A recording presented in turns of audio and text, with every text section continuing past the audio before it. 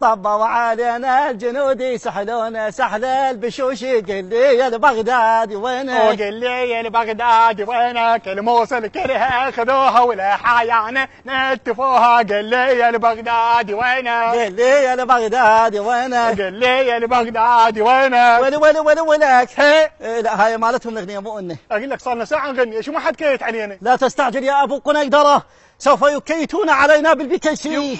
يمه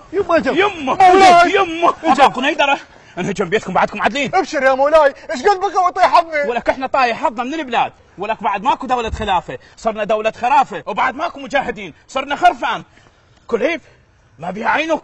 طيرها الجيش. لا تخف فلديك عين أخرى. قرت عليها الفقر راح يطيرها الحشد. لا تخف عينك قد سبقتك إلى الجنة. شاتوا ما قلتوا لنا راح نصعد الجنة تفصيخ، أدري احنا مجاهدين لو قطع غيار. أقول لك خاف هناك حور العين ما تقبل بواحد تك عين. على أساس شلونك هسه أنت من كنت وارق فوري قبل لا تروح عينك؟ هذا ليس وقت الأسئلة، القوات العراقية براس الشارع، لنبحث عن خطة لردهم. يا خطة أبو قنيدرة، لو يجينا زيدان ما يلقى لنا خطة بعد.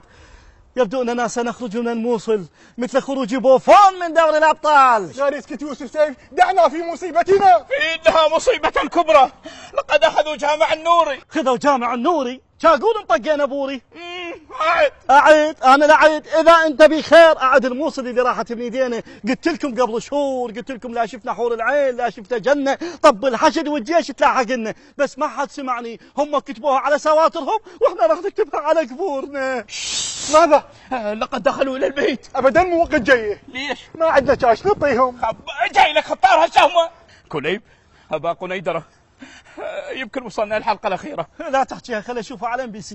لا يعني أفهم من كلامك يبدو أننا خسرنا المعركة. حتى لو خسرنا هذه المعركة أهم شيء الفكرة. شلون راح أشيل القيطان من عقله وتيها من الفكرة؟ منين جبت لنا هذا أبو قنيدرة؟ عجبت ألبسه قلت خفيف بالركض، تالي صار مجاهد براسه. هي كلها صارت مجاهدين براسنا، وبس احنا بقينا ثلاثتنا بهاي الخرابة. هو ماذا نفعل الآن؟ رددوا وراي. طبوا علينا الجنودي سحلونا سحل البشوشي، قل لي يا البغدادي وينك؟ قل لي يا البغدادي وينك؟ الموصل كلها خذوها لا حيانا نتفوها، قل لي يا البغدادي وينك؟ قل لي يا البغدادي